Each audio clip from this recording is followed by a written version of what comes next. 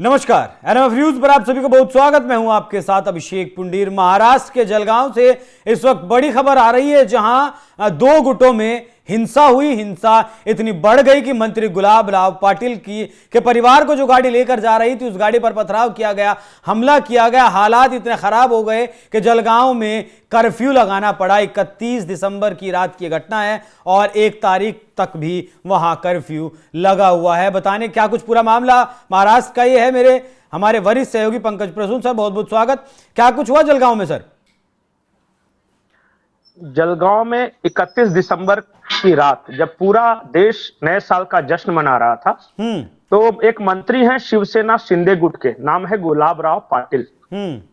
और गुलाब राव पाटिल का ड्राइवर उनके परिवार के सदस्यों को लेकर जा रहा था जलगांव में, वहीं के वो हैं। तो एक गांव है, नाम है पलाड़ी। पलाड़ी गांव से गुजरते, हाँ पलाढ़ी, PALADHI जी। हाँ, तो वो जा रहा था, तो रास्ते में कुछ नौजवान थे जो नए साल का जश्न मना रहे थे। और ड्राइवर ने क्या किया कि लगातार हॉर्न बजा रहा था।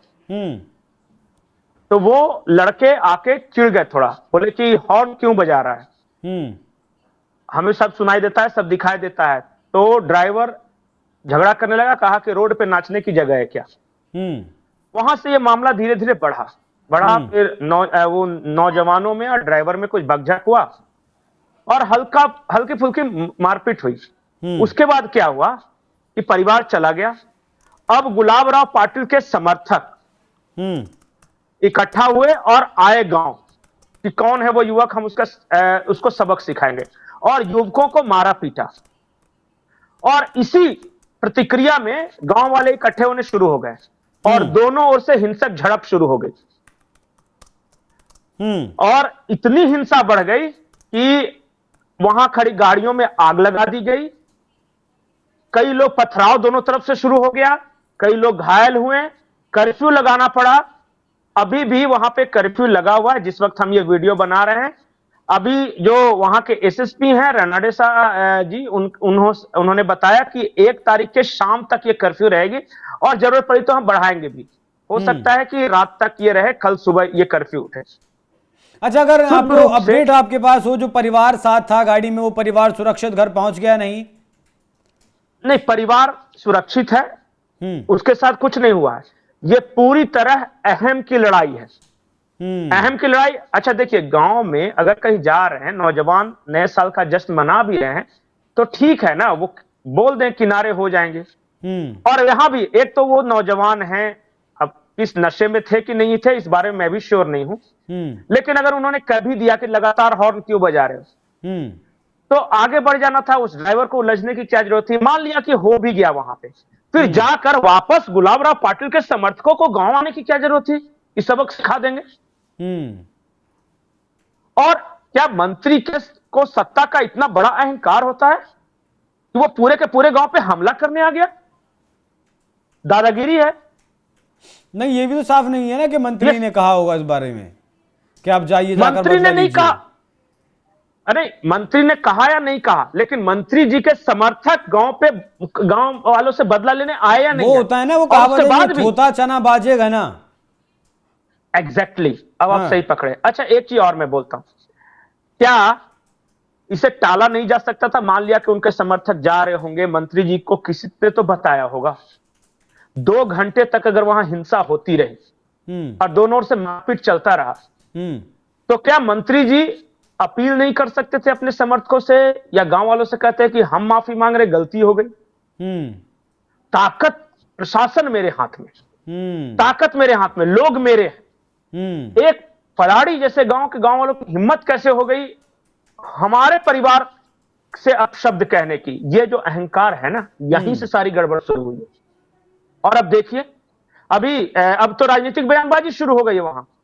NCP ने इस पूरे मामले की उच्च स्तरीय जांच की मांग की और साथ ही कहा है कि दोषियों के खिलाफ सख्त कार्रवाई होनी चाहिए। और प्रशासन जिस तरह गांव वालों को पकड़ रहा है, 12 से 13 गांव के नौजवान पकड़े गए हैं, उन्हें छोड़ने की मांग की गई है।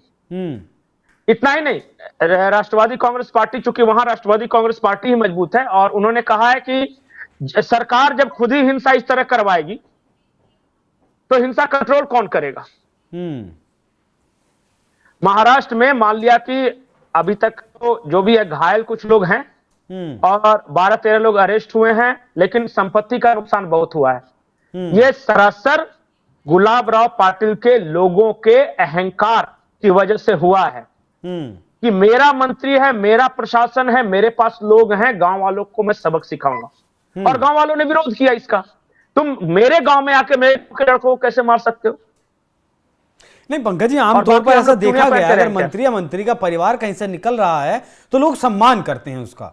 ऐसी बात नहीं है कि उसे जाकर टकरा जाते हैं। कुछ ना कुछ ऐसा हुआ होगा, जैसा कि आपने कहा कि ड्राइवर की तरफ से भी हो सकता है, जो लगातार हॉर्न बजाया गया उससे लोग चिढ़ गए, भाई आप रुक जाइए 2 मिनट हम हट रहे हैं, या जो भी कुछ वहां स्थिति हुई होगी। लेकिन वाकई में आपने बिल्कुल सही कहा कि ये ऐसी नौबत नहीं आनी चाहिए थी कि कर्फ्यू जैसे हालात यहां बन जाएं। नहीं, टाला जा सकता था, बिल्कुल टाला जा सकता था। मैं तो बोल रहा हूं कि हो सकता है कि उन लड़कों की गलती हो सकता हाँ, बिल्कुल हो सकती है। डीजे बजाते डांस कर रहे होंगे, हो सकता है कि उन्होंने शराब पी रखी है। 31 दिसंबर को इस देश में कई जगहों पे सड़कों पे ऐसे ही हालात रहते हैं। हाँ, तो सब जगह जाके ये मारपीट थोड़ी ना होती है। और ये लगातार हॉर्न बजाना था, इस वजह से थोड़ा लड़के चिढ़ भी गए।